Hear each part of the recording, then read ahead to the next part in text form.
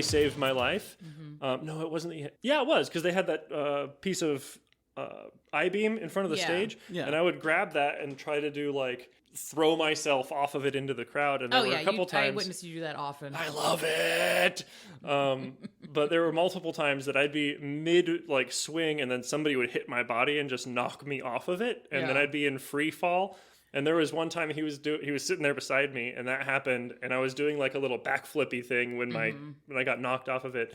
It was like neck first toward the corner of the subwoofers in front of the stage. Oh yeah, you would have died. I would have died. And he literally like he scooped me up, adrenaline / he's a big dude, Spurs.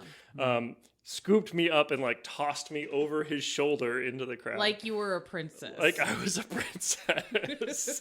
I found So thank you, Spurs. I love you. The amount of times Skipper has almost eaten it, swinging off of things in the ceiling, and just becoming a ragdoll from the Goat Simulator is upsetting.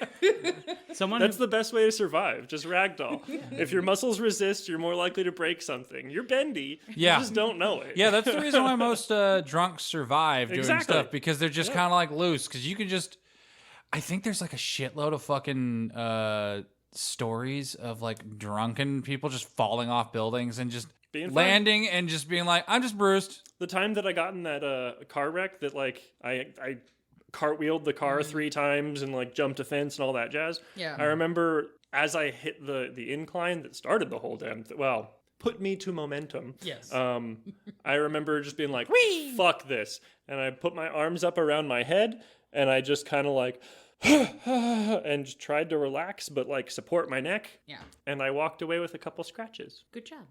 I'm not bragging because that's not. That was not a that was brag. pure ass luck.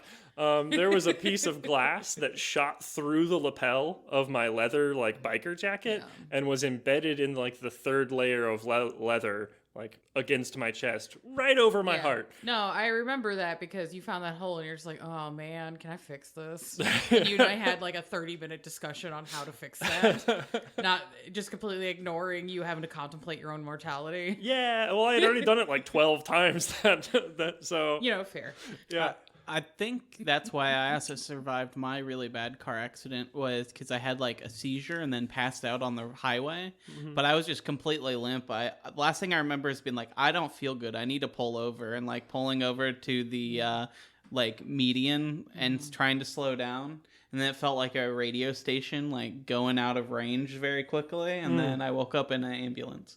But I'm pretty sure I just went like, bleh. And then I was like, yeah, my toes kind of cut because I was driving with flip-flops on, but otherwise I'm fine. Really? I basically like kicked this pedal and it like cut me, but otherwise it was fine. Car was totaled. But... Oh, for sure. Yeah, that was scary. Time.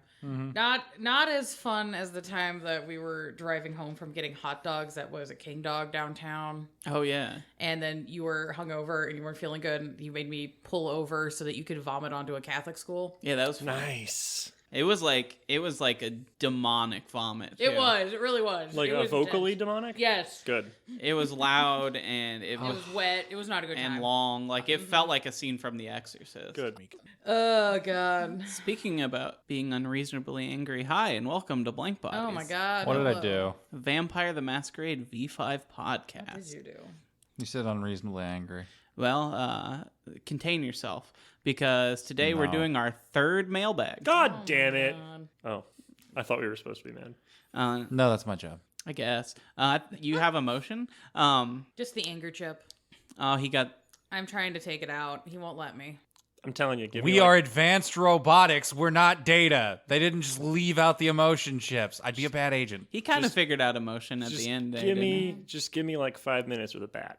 I'll turn it off. Not you, just the chip. I want to take out the anger chip. Office Space moment. Yeah. And none of you look like qualified technicians. I never said I was. I'm qualified for something. Hey, I'm building my own home server right now. I can figure it out. Look, if there's anything... I'll at least get Plex running on your ass. This is the dumbest thing I've ever said in this podcast, but I might trust the Fae more to take out my electronics than any of you. I'm just saying... Hey, I've worked on multiple hardware computers. I'm not letting the reality deviant and the fucking vampire touch me. What have I done? Look, if there's anything I've learned at dealing with friends and coworkers that deal in IT is half of their job is going to Reddit and looking up how to fix the problem they have. Yeah, but a 13th% of your population has things that destroy technology, so I'm good. I'm not going to take that risk. There probably aren't that many Lasombra. How dare you want to try to associate? I would say that they're probably associate like me with the Lasombra too. I am not a vampire. I don't know how many times I've had to go over this with you. Yeah, sure. Anyway. Also, yeah, I think the Lasombra keep their numbers relatively low because, like, if you're not the top dog, I'll just fucking eat you, bud. Yeah, basically, that's a self-solving problem. Yeah, yeah. Yeah. There's like 10 of them, but you really got to watch those 10. But yeah, so today we're doing our third mailbag. We have a fan questions chat on our Discord that's free to join. And so I went and pulled the new ones from our last one, and we're going to be answering questions sent in by our listeners. If you want to join, you can always join our Discord. It's free. There's a whole chat where you can dump your questions at us. Mm-hmm. Yes. We will answer almost anything. Don't forget intros. I already did the intro. I'm John. Oh, I'm Sarah. Hey. I'm Hunter. There you go. Yeah. That's a bot of some sort. James. Yes. There you go. That's there we go. what I was We did it. like. That kind of intro. That is- I already did it. Now No, we've done it. Yeah, there you go. The only thing I have to say about the mailbag chat, which I love you all in our Discord, but when you guys have conversations in the mailbag chat, I'm like, I want to yeet you out of that chat every time, but I don't because you all are so pleasant. Yeah, we have agreed to let John handle most of the like interdisciplinary issues, and I've tried not to be mean to John and just be like, John, please stop them. Please I'm stop. having a delightful conversation. I but know don't they're wanna having be a good- dick yeah. and be like, hey fuckers, put this literally anywhere else. All right, you guys on the Discord, you better listen to me right now. You quit it. Oh god. Ask us questions, and then answer those questions in the lore channel. in the lore Yeah, channel, lore channel. or in General, or There's game in inspo. There's brainstorming. I mean, we got to congratulate Skipper over here being Lounge. a real good Oh, yeah, there's Wisconsin also dad. Yeah, Lounge he is went where you real- talk if you want to have a voice conversation about yeah. it. That's what I'm saying. Yeah, you can just open a VC.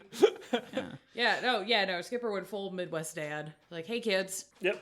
Yeah. Look, I'm okay with you doing it. You just got to do it in the right spot. Look, you can get drunk, okay, but you're handing over your keys before you start drinking. It's not a huge deal. It's more just it just makes it harder for Hunter to find questions for the mailbag later. That's all. Yeah, that was definitely mine where I was just like, ooh, I'm curious about this question. And just, I'm like, guys. Hold on a second. But how about we jump into those questions? Oh my god. I'm afraid. Let's just jump into it.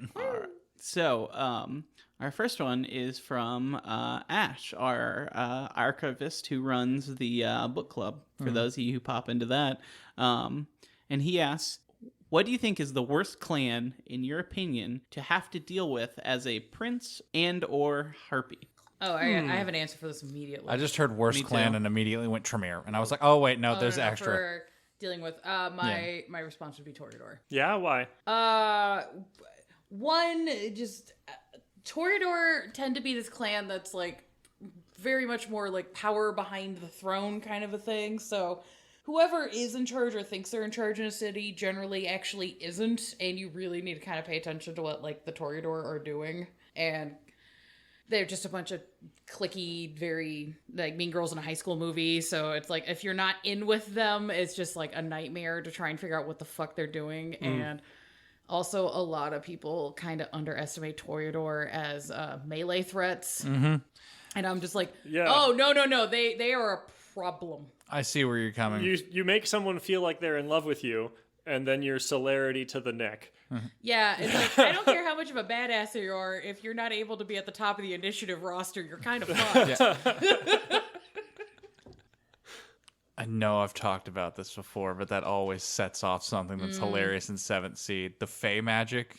One of the tricks you can get from a legend is called Anna of the Wind, which literally the first thing is just spin to drama die. You go at 0 initiative, and it's just you go.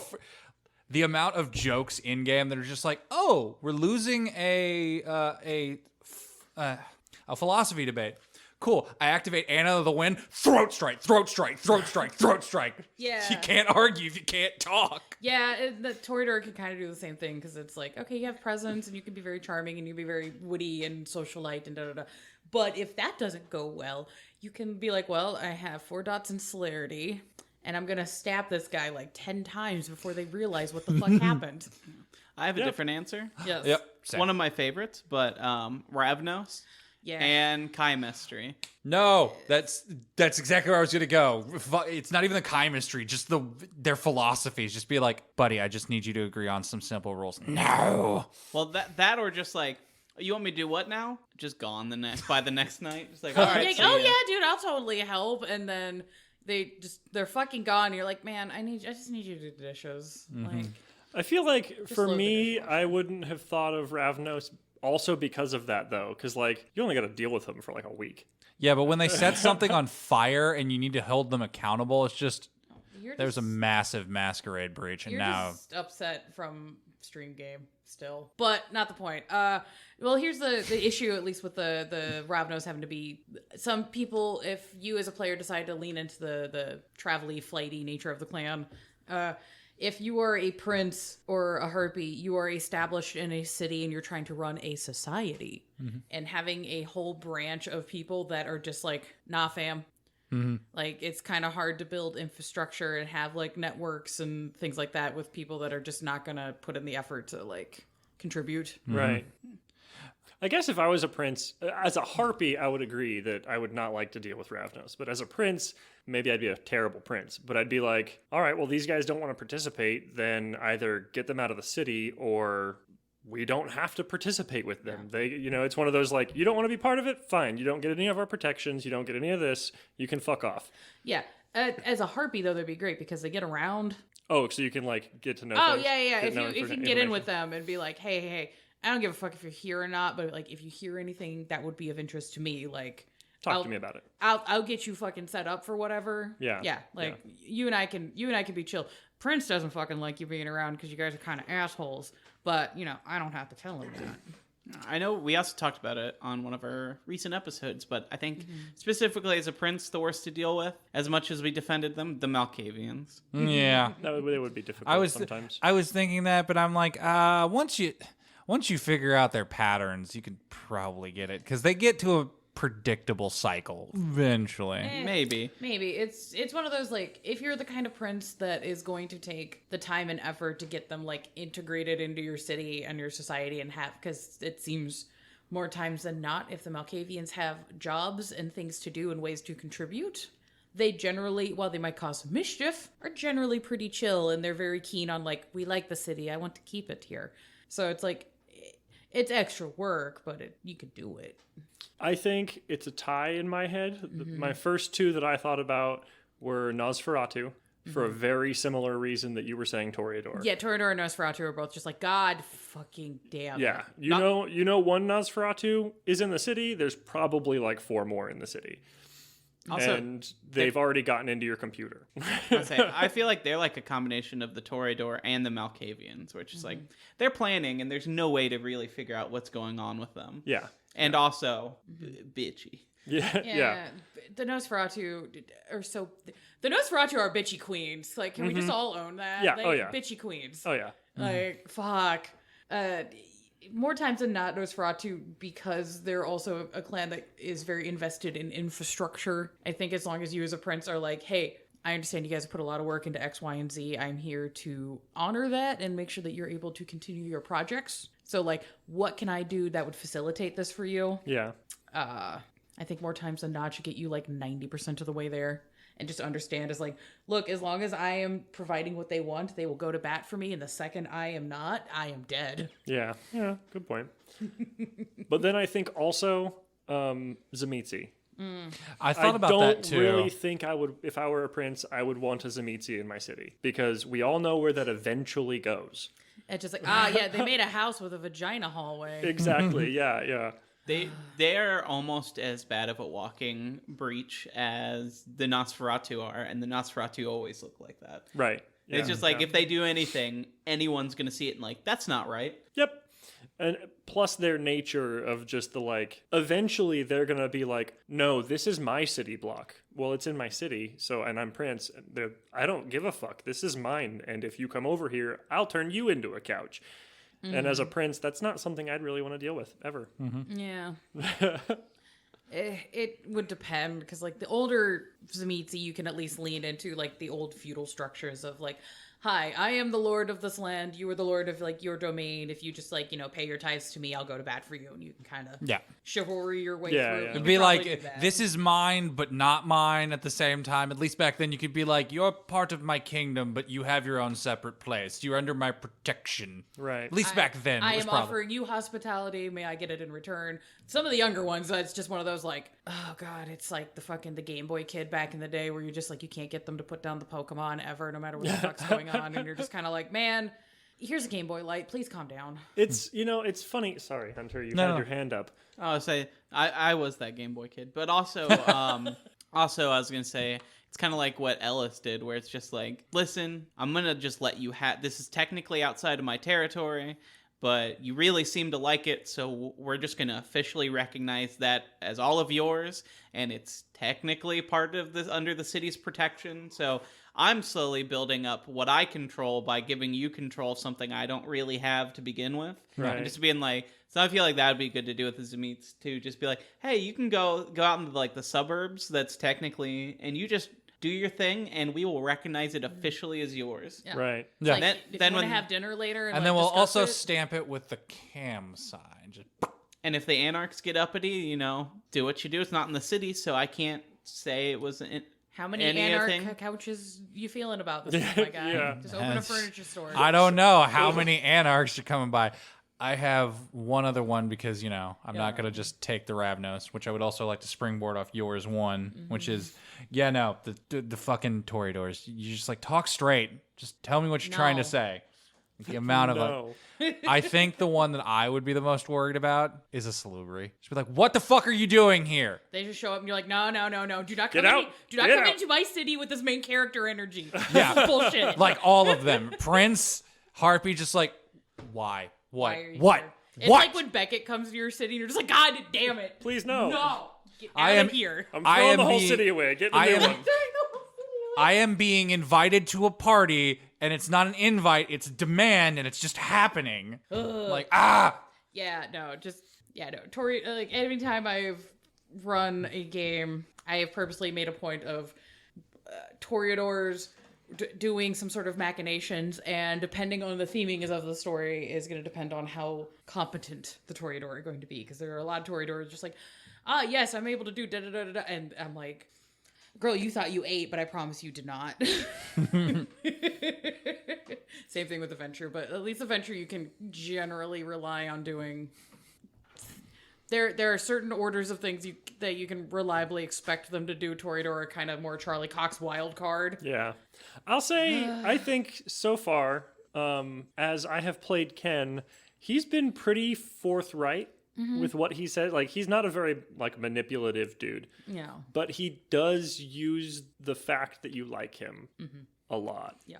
He's also a little bitchy. Oh, yeah. He's totally a Ken, little bitchy. A character you're playing being bitchy? Yeah. Wow. Yeah. All right, we ready to move on to the next Yes. question? Yeah, let's go. All right, so our next question is from Lagatha, or Lag. Lag. And they ask, what system do you think has the strangest representation of vampires? Oh, God. Like game system. Yeah. Oh, game system? I have an answer, What? if no one else does. Yeah, if you want to go first, because I didn't think about this. So my answer would probably be Cyberpunk. From what I understand, the vampires in that are pretty much all like Morbius's. Like they're like nano vampires who's like the machines are destroying their insides and they have to drink blood just to like remain alive. I believe. I haven't read that book in a little while. I 100% have several vampire fluff Shadowrun books that I have not read, but I know what you're fucking talking about. I think they're kind of the same way. Yeah, no, that's exactly like They're awakened, though, I think. Or not awakened, they're emerged? The emergence is when they, magic started, blowing. And I think that they're just, they've kind of a subsect of metahumans. Yeah. Okay. Technically, yes. Yeah, they're real weird. Yeah. I could have sworn there was a strain of vampirism in Shadowrun that was like a genetic disease. I don't know. There's the like awakened vampires, and then I vaguely remember there being something that was very. This is the plot of the movie Ultraviolet, where it's like a hemophage disease, where it's like a lot of like AIDS allegory kind of shit. Yes, and I think that those run concurrently in the game, but I don't remember because I haven't read Shadowrun Fluff in a hot minute, so please don't at me. Shadowrun Fluff is fucking weird anyway, Yeah. so... Wait, I got this, and You this got does loop back. Fucking 7 Sea vampires. Okay. Because there's only one. They are blood mages in Russia, and they don't get. Well, they fucked around with blood magic, and Matushka, Mother Winter, went, stop it. And they went. Matushka is the last living angel that lives in Russia because these are her people. She likes them. And she's definitely a nice person. She literally has sharp teeth and smiles all the time. Every time you look at her, they're like, she's a great motherly figure. And they're like, that thing looks like it could eat my soul. So. But Well, it's it could. the literal representation of Winter, and it's the only angel left alive after war and stuff. Moving on. But the Russian people are pretty much like, the only magic they're okay with is the magic granted by Matushka. It is it's a bestial magic. It's talking with animals, taking on their forms. It's a very sympathetic thing. It's like druidy kind of stuff. But this one royal family was like, what if we started fucking with blood magic and became blood beings? And she's like, I don't like that. That sounds a lot like demon shit, and I was in a war with demon shit. I would like you to stop. And they're like, we're going to do it more. And she's like, cool. I'm going to freeze you and all of your family in a never-ending block of ice. You do not get to leave. And then there is a plot, slowly but surely, where PCs can come in and be like, the ice block's melting. The hemophages are coming out. And they're like, do you want to kill the hemophages? And, the German monster hunters are just like, Zai.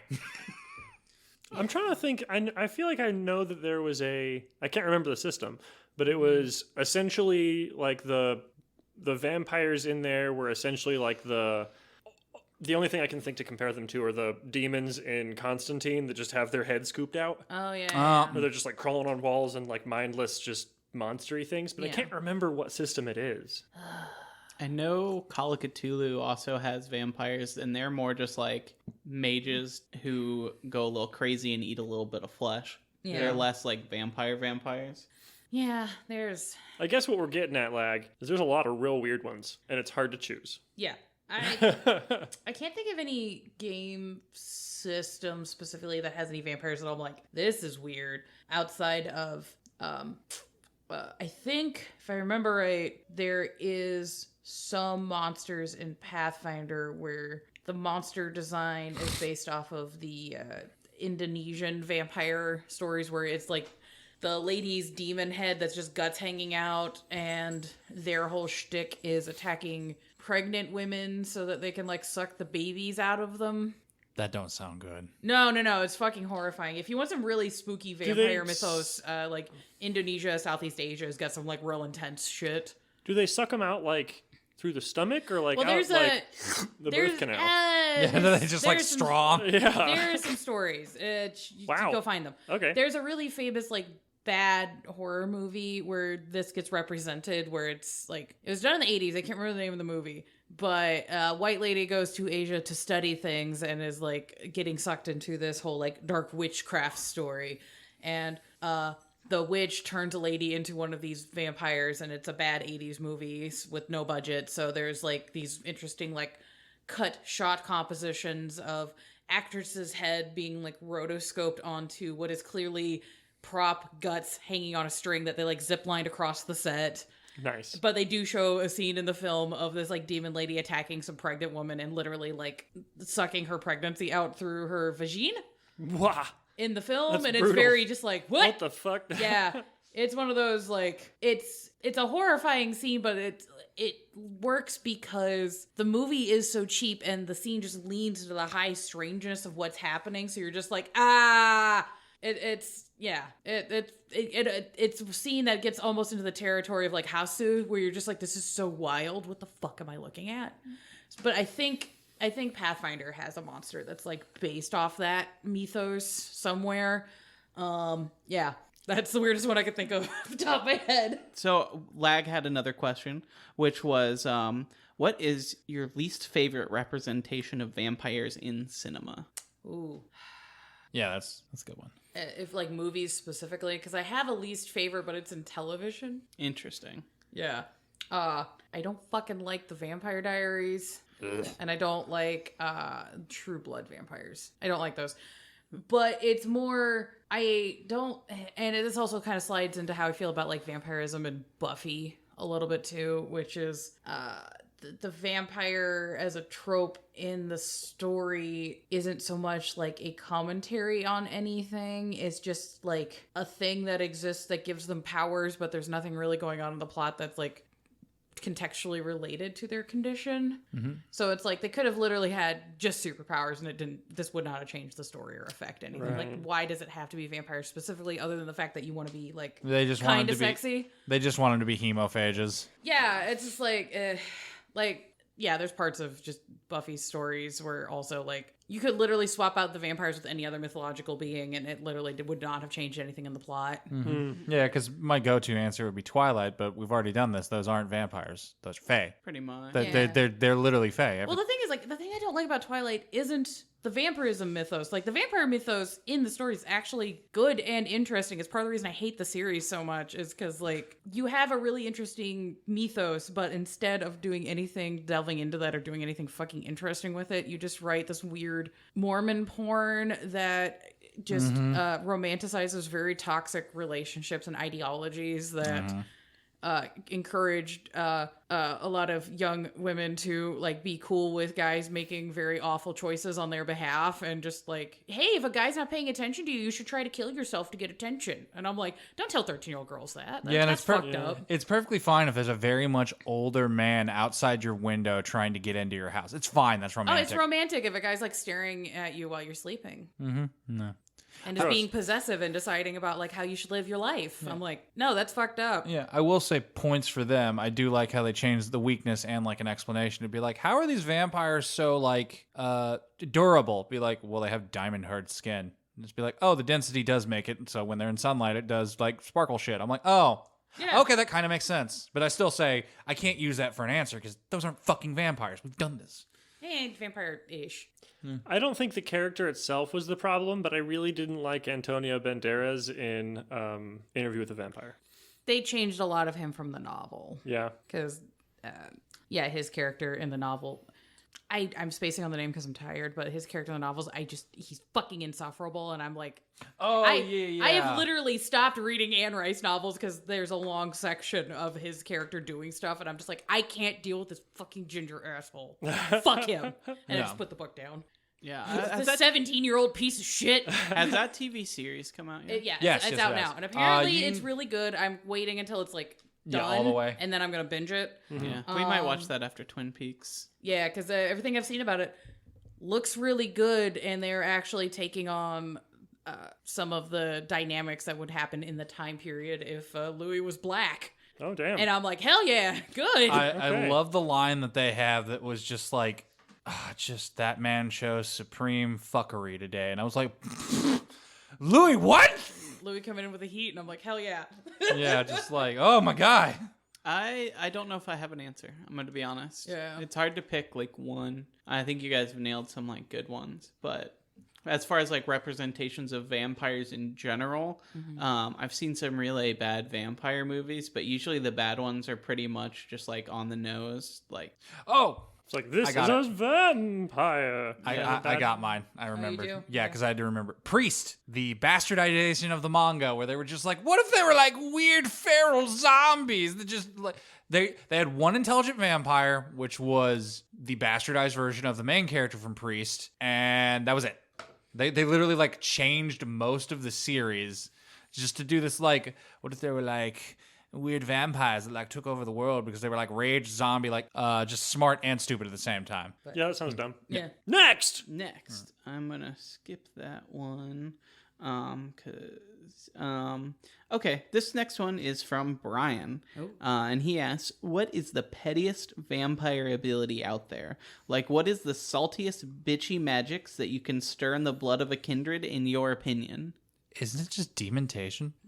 Have a conversation, just be like, and now you're gonna have a bad day. It is that one is kind of the most instantly like, fuck you. I can like, for lack of a better term, like, troll you without even saying a word. Yeah. If I wish more players that had blood sorcery would use Extinguish Vitae. I've used it. It's great. Here's the thing. Because of the hunger system, your ability to do rolls and do stuff is intrinsically tied to like what your hunger rating is. Extinguish Vitae forces that line to go up. And if there's rules in there where if you're able to cast it subtly, and if your dice pool is like decent enough, you honestly have a pretty good chance of bringing somebody within a couple of rounds to Hunger 5 and they have no idea that you're doing it. So you could just be chilling in a situation and just like very subtly like casting the spell over and over and over again and forcing somebody to frenzy. Or, you know, you can kind of weaponize it because if you push somebody to Hunger 5 and they have to do a roll that involves a rouse check, you can force a character to go into torpor. Yeah, it's real bitchy. What level is that? 2. Homies, balance your system. It's one of It's the, still better than it was beforehand. It's I one mean, of yeah. the few like actually useful like quote unquote combat things that the Tremere get that isn't just an immediate masquerade violation. Yeah. Because a lot of the as a Tremere I can fight and do like I can make fucking blood claws and all sorts of weird crazy shit, and it's like yeah, but you can't do that where there's cameras, homie, and there's cameras everywhere. So I mean, that goes with a lot of the combat disciplines. yeah, Like it's- you can't use Oblivion yeah. in a combat sense and Yeah. be like, yeah, I totally just touched this person and their arm is now a Yeah. 90-year-old arm. But you know, depending on how you build your La Sombra, because of potence, it behooves them to have a strength build. There's Yeah. nothing for Tremere that would make them be like a fighty tank That's fair. stuff kind of things. So having something that's kind of in your back pocket as a quiet, I can make this person's day go awful. Mm-hmm. And it can be used combatively or just socially. Right. Or just really bitchy in a just like, this conversation didn't want to go. How about at the last fuck you on the way out, I just force your hunger to go from 2 to 3, and then I leave. It's super bitchy. I love it. It is. I know I answered this for the other question too, but I'm gonna say just like chemistry in general. Yeah. Like, there's the scene from Lost Boys where it's like, how do you like those maggots, David? What, this is rice. Oh! Yeah. But like anything, like just like, oh, don't forget your briefcase. Where is your briefcase? Or just, if you want to be a real bitch, just you find out your enemy's touchstone or lover or something and use chemistry to like look like them and then just leave. Yeah. Just be like, oh, well, hope you have a good night. And then look like their crush and then turn around and leave. And just be like, why are you such a cunt? It's like, it's fun. Yeah. I like the idea, actually expanding what I said. It's just like, you don't even need to talk to someone. Like, use chemistry to hide someone's keys. Oh, yeah. And then just like watch them freak Yeah. out for like 5 minutes. That I do that to myself all the time because of object permanence problems with Yep. ADHD. God damn it. So it's hard for me to answer because, like, I feel like most of the disciplines can be used to be incredibly bitchy. So it's very hard for me to answer that. Is there a favorite though? I mean, recently I have been really digging Presence because it's just, I love the idea of someone being like, I really don't fucking like that guy, and being like, no, you do though. And But you like you me. do like me. Yeah. And they're like, God damn it, I do. I do, you're a bitch, but god damn it. Yeah. Why is he so high? I just, yeah, that's fun. It is. And then when you leave, they're like, wait, I do fucking, why was I agreeing with that? Yeah, it's so good. Yeah, I thought you were going to go with like vicissitude, just to be like, no mouth time for you. Well, the thing is, in V5, you can't do that anymore. So I can't pick vicissitude. Yeah, You have to fair. have like an hour with the person in order to close their mouth. What? Yeah, so balance your system, homies. Yeah. I keep telling you, there's a from the vault that I think you'll like. Right. Yeah, I think you will 100% because I was reading through like the Protean stuff and I'm like, oh, this is all just vicissitude stuff. Good. This is all. That's all it It is. needs to be more. So our next question comes from Parker, and they ask, you have been chosen to be showrunner of the upcoming Vampire the Masquerade show for Netflix. Per current reports based on who's attached, which as far as I know is still nobody. Yeah. I don't think we've had any announcements since they announced it was yeah. happening. Operating on V5 for the current available clans, what sects said clans exist in, you can make some changes in population and such if you pick a city, that kind of thing. What would your show follow?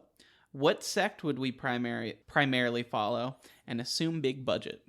Yeah, I've already got this. I already know I talked to you guys about this when it came out, and it would be a Hekata focused series, and it would either be I think the main characters would be a Giovanni and a Cappadocian, and you just do like modern times through the Giovanni Chronicles. And just that whole fucking thing. So you can flash back and just see like you learn about vampires through history while also dealing with the modern world, because again, Cappadocians are fine. The Clan of Death has decided to unite, but you do have like those flashbacks of just like, the war times when the Death Clan was just fucking going hands on everybody who wasn't their people, or were just pretty much just Giovanni versus all other Death Clans, where they're just like, fuck off.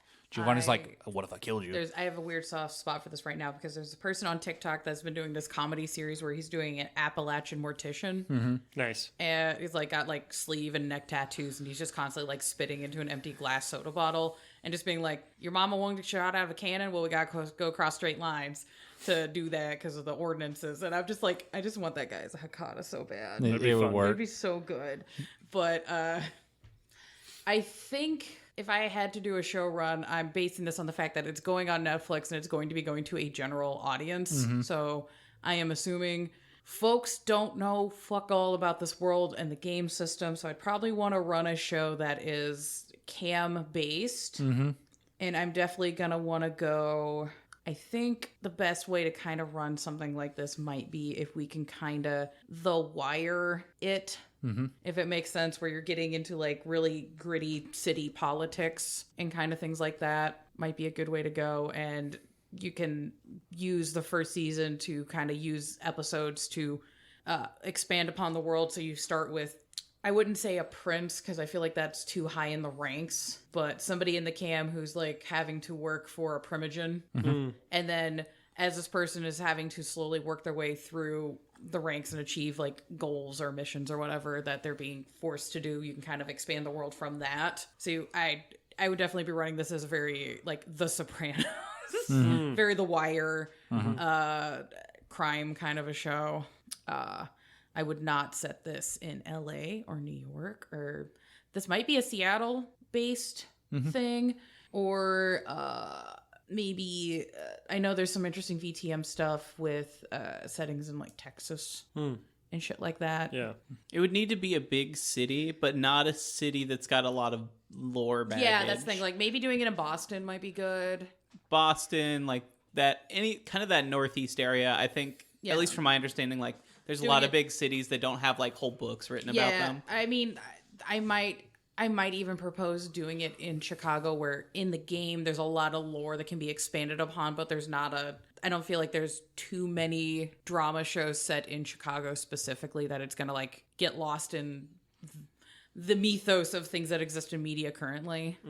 I won't go like super into it, but I just love Chicago as like a setting. Hell yeah. Like it's kind of become the new like kind of gritty, grimy, like dirty but modern city setting. Like Yeah. I feel like for World of Darkness, it's got like the perfect vibe. Like it feels like 80s New York when you're shooting there, that kind of Oh thing. yeah, and the nice thing is because of the way the setting is for Chicago, you have the options of like you go on the north side of Chicago where everything's like really really posh. You can be in the Loop, you can be on the south side, you can get into Gary, and you can even expand if you want to have a mission like, oh yeah, no, we're doing business in Chicago, but we need you to go up to Milwaukee and go deal with shit. And people are like, why the fuck are you doing shit in Milwaukee? And then just deal with the fucking insanity that's up there. So That'd be cool. yeah, I feel like that could be cool. I think if you just keep it more, oh god, yeah, another show energy. Like if you keep it like the Daredevil show, where it's a little bit more like, yeah, there's some big tier power plays, but if you can keep the plot more street level, I think that'd be more interesting. Yeah. You don't need a Spider-Man every other 2 seconds. No.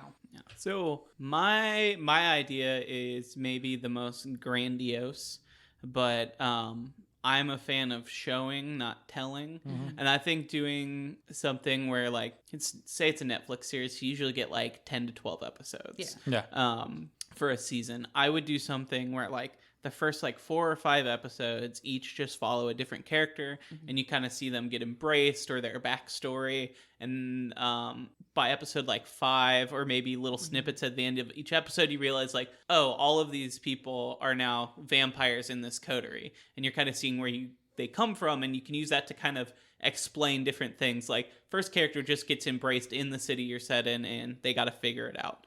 And then maybe you have a character who like comes from like an anarch, and like maybe you go all stereotypical, and they really are doing like the Sons of Anarchy biker situation. They get cut off and dumped in the city. You could have a character who comes from the Sabbat. You could have a character who's just super fucking old, and you even get to do like an old gothic horror, or like even like a Game of Thrones like night style like episode. Yeah. And then all of a sudden it just cuts to them like 100 years later, kind of like Redemption. The game does, like, where it's like, you're like, why are we following this knight in armor? And then all of a sudden it ends and like you see them walking down the street past like an Apple store or whatever, and you're like, oh fuck. Same Yeah. guy. Yeah. Which, my street level, like, crimey, nitty gritty show, I would pitch with the caveat of, if we get signed for a second season, the second season would just be the dramatics of the Convention of Thorns, because that way you can be like, okay, this is the modern world, and people are like going on about Masquerade and the Cambrian, why is all this important? And then literally all of second season is like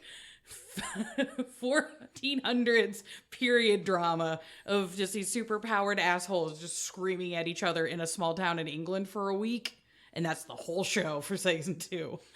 Be fun. Yeah, and then in the first season, you would obviously have to have two characters who were like hate each other at each other's throat, but there's a little bit of sexual tension. Oh, hell and then during the Convention of Swords season, you realize why they hate each other. Yeah. And then you actually learn that backstory about them. Yeah. But yeah, I was going to say, so after the first 5 episodes, for my idea, you set the people up, you get their backstory, you realize they're a coterie, and then the rest of the season is them like kind of integrating in the city, figuring their place out as a coterie, and you can bring in more politics and that kind of thing.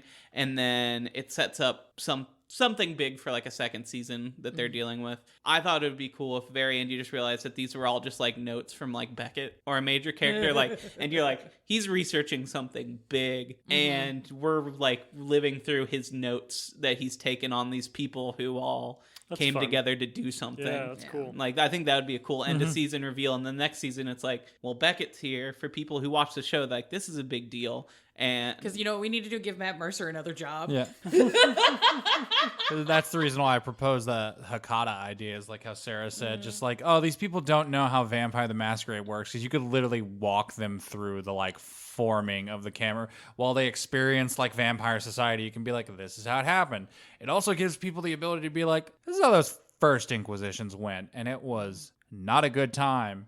And it gives sympathy for all the sects. Like, again, we already went with the fact that Sabbat's not good, but it's like, you know how it started, because you're watching the thing that made them go Anarch Sabbat, because, you know, elders were just like, embrace, yeet. Well, yeah, and the nice thing is, at least for media literacy, we live in a post-Game of Thrones world now.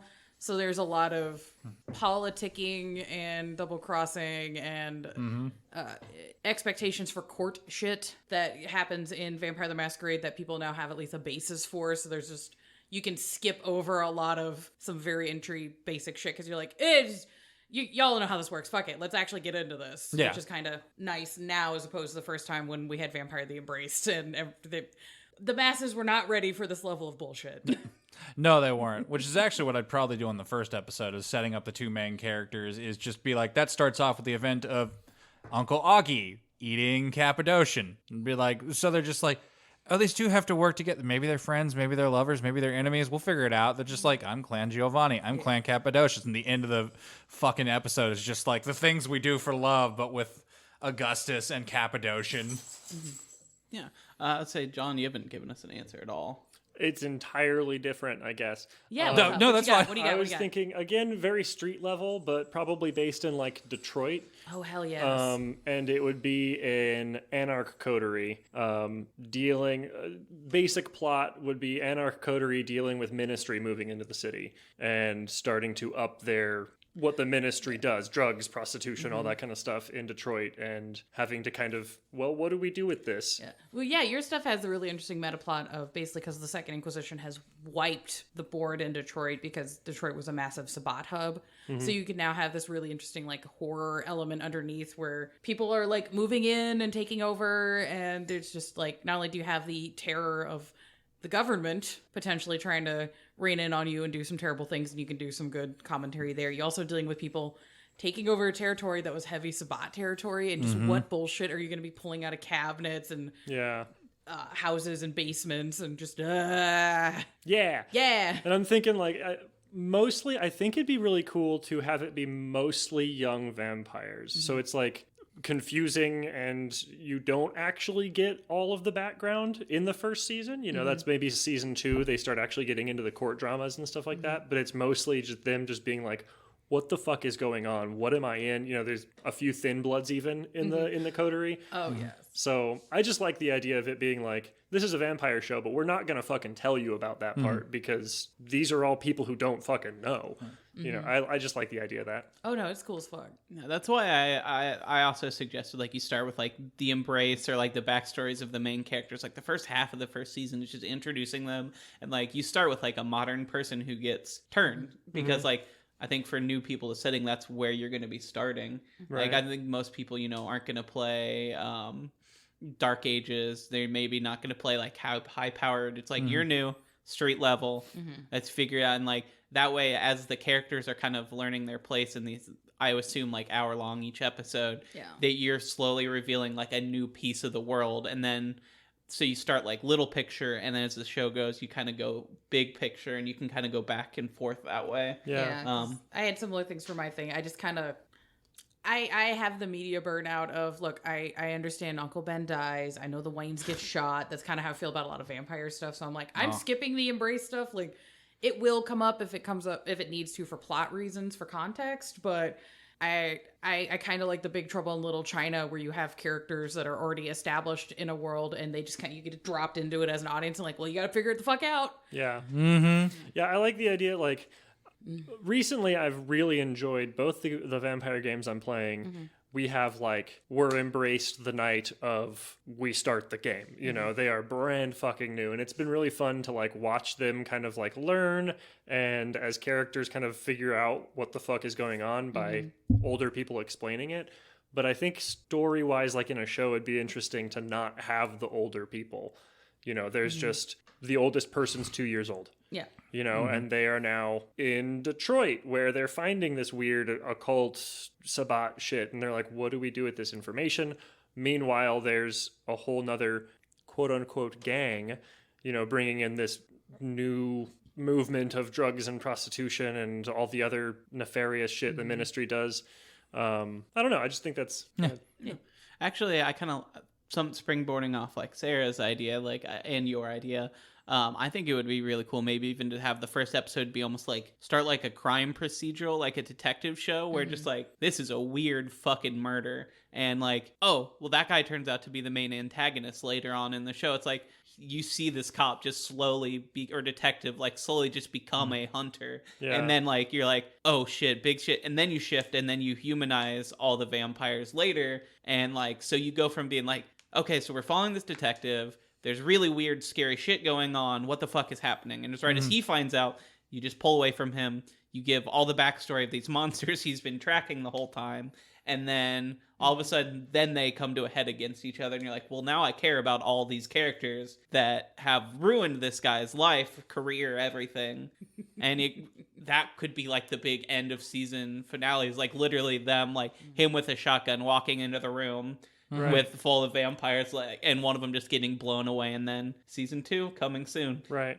Would it be like you're watching his moral decline, kind of like Punisher style, where it's like, you know, oh, I've seen all this gross shit. Oh, I found these people, and I'm taking drills to their kneecaps in interrogations? Or would it be like he's trying to stay more wholesome with the whole thing? Which do you find like would be more interesting, guys? I think it'd be a balancing act, like. It depends, like it's a Netflix show, so you can definitely get away with like gore and stuff like that, but you still want the character to be relatable as long as they are the main character.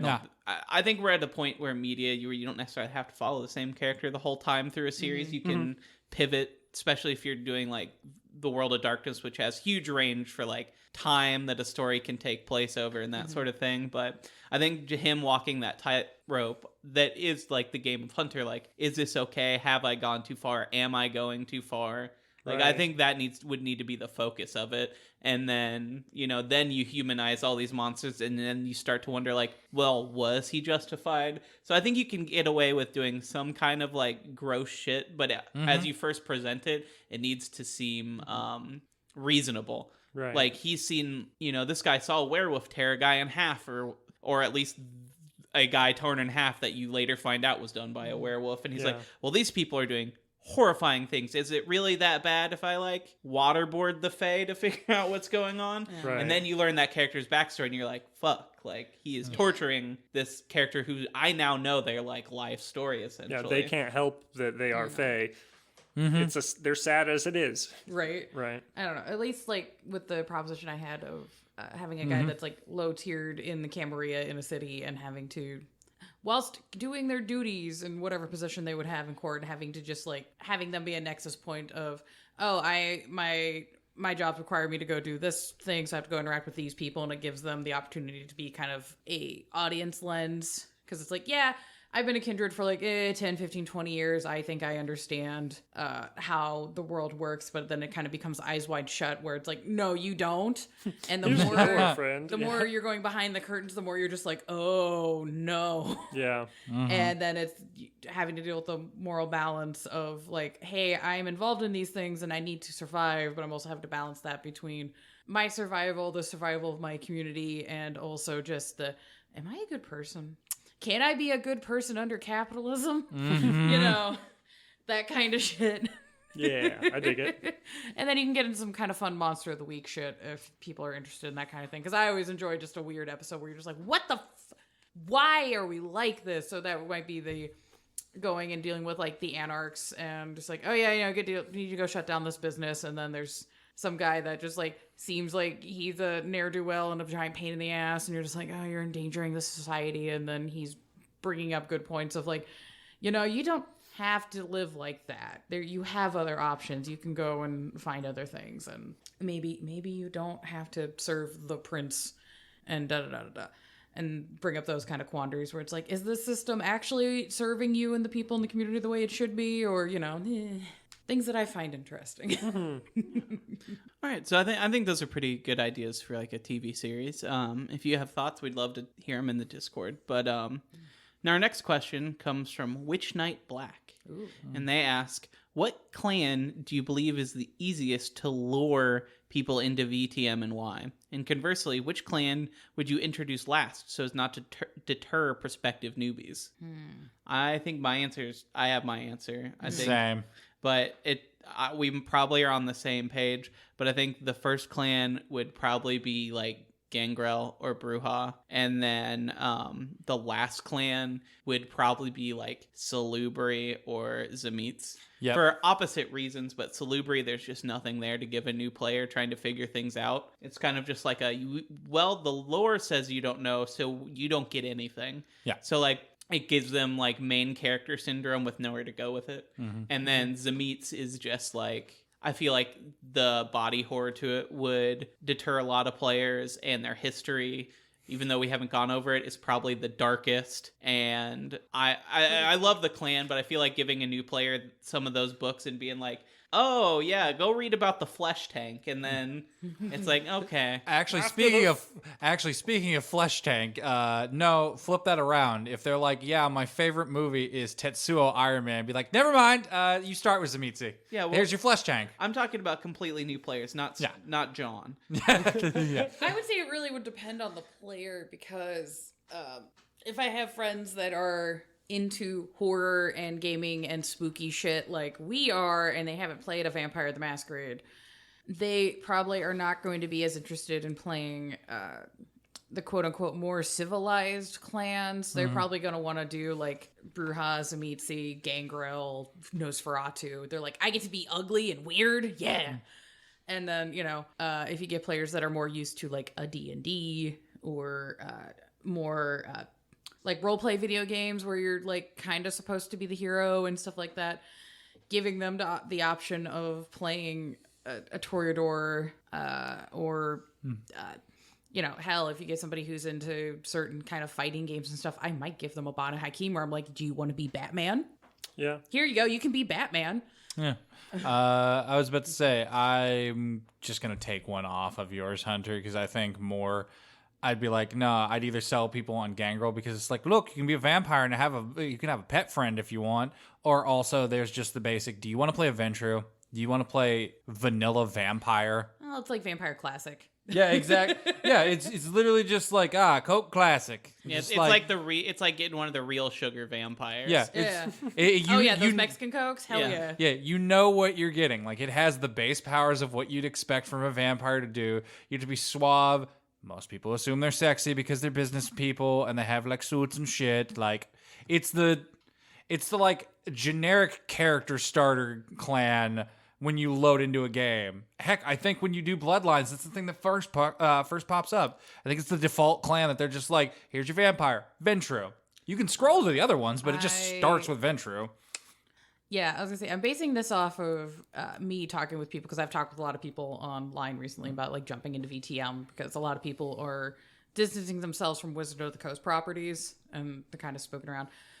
If you have a friend with a lot of religious trauma, you can absolutely sell them on the La Sombra. Oh yeah. Oh yeah. If you got religious trauma, La Sombra's way to just be like, here's your character. Have fun with that. The clan I've had the hardest time expressing to people, and even veteran players, is the Ministry.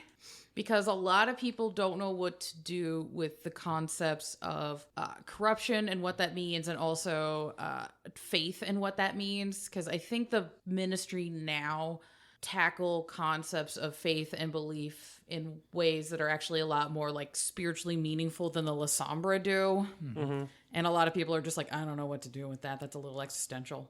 I also think that this is maybe a big topic that we can almost do a whole episode about. But I think faith is so personal, and religion is so personal to people, that I think it's like that old Christian saying, it's not a religion. It's just the truth, kind of way that people feel about their religion, where like, I think people can't separate either their belief or their disbelief from a character they're playing, because it is really high end, like how I view the world works and the core of reality sort of topic. So to distance themselves from it in a way that's interesting can be very difficult. It would be hard to play for, I think, maybe I'm wrong, but I feel like it would be, especially for a new player, to say play a vampire who's like Catholic, if they're also Catholic, and have it be like interesting in a way that maybe other players would be comfortable with, or in a way that they would be comfortable exploring it. I feel like that could get messy really quick. When questions of faith come up at a table, especially like, well, all the vampires around me are questioning the existence of God, but I personally believe in God, so my character is just gonna believe in God. I feel like that's such a hard line topic. And like I've made minister characters that are atheistic and have their own faiths in different philosophy cycles, but I'm also the wonk that likes philosophy and all that really heady kind of shit. And I know some folks are like, look, I just came here to be gay and hot, and I'm not here to take that from people, and if they don't want to fuck with it, that's fine. But yeah, that's the clan that I definitely am like, that one is a hard sell unless you have a very specific kind of nerd friend that would be interested in either playing a low-key Cenobite, or is interested in getting into the really like the philosophical machinations of what it means to be in a belief system. I think the other one that I would personally, this is less on a settings and more of a V5 issue. The other one I would probably push new players away from in general is just the Hecata, because they've kind of become a lore soup of like 4 different clans, and then the new books don't really explain a lot of that. I think the Hecata are cool, but I think they're, at least from my reading it, there wasn't a lot for a new player to latch onto. It's really there for the people who like all the old stuff that they didn't want to stat out. That you like, oh, I know all about the Church of Set. I'll make my Hecata and roll it up like that and go ahead. Or I'll make my Giovanni.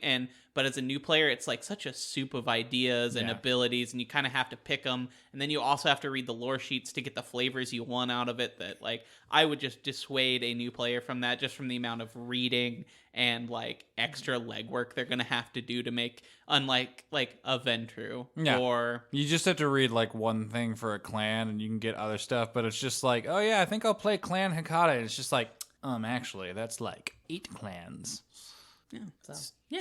I feel like I'm thinking about general public. I'm not thinking about like nerd friends or anything like that. But I think that for general public, I would probably, God damn it, push. Am I allowed to pick more than one? I'm gonna pick more than one. Pick more than one. I would push the big 3, the Ventrue, Bruja, or Toreador, because those are like those are vampire. If that makes sense. Like when you think of a vampire, just the stereotypical movie vampire, it's one of those 3 clans probably. Yeah. You know, if you're wanting to play a punchy character, grab a Bruja. If you're wanting to play that political character, grab a Ventrue. If you're wanting to pay that, like, you know, hot slut walking down the street, grab that Toreador. Yeah. Yeah. You know, so I think those 3 are probably the best beginner clans. Their powers are also like relatively easy to handle. They're relatively easy to roleplay. They're you read the power and you're like, oh, okay, I understand how this works. Static increases. Right. Or as opposed to like, I would probably suggest new players not start with like Ravnos, because they are weird and not like gonna fit into the game easily, like as a puzzle piece anyway. They're kind of meant to not. Also, chemistry is fucking weird. Chemistry's weird. Also, that clan bane is really tough. Yeah, right. Like, so if, you can't sleep in the same spot. Yeah, so if you, as a player, kind of oops-a-days, you're gonna, if you're not ready to deal with the consequences of that, because there's a lot of people in the roleplay community that use games as escapism, and they don't want to deal with consequences. So why you're playing World of Darkness, I don't understand, but like... But hey, you go for it. But you know, thank you for being here and trying. Right. But there will be consequences. They're just trying to play what we do in the shadows. And I love what we do in the shadow. I would absolutely love to run that. I'm gonna do 3 of each though, if that's cool. Yeah. I would push people away from Ravnos. I would push people away from Tremere. And that's a difficult one too. Right. I mean, anything that's using blood sorcery, I think is gonna be a little bit tough, because it's like, I have to grab my power dots and now I have to learn my rituals and manage all that. Anyway, I would also probably push people away from Tzimisce.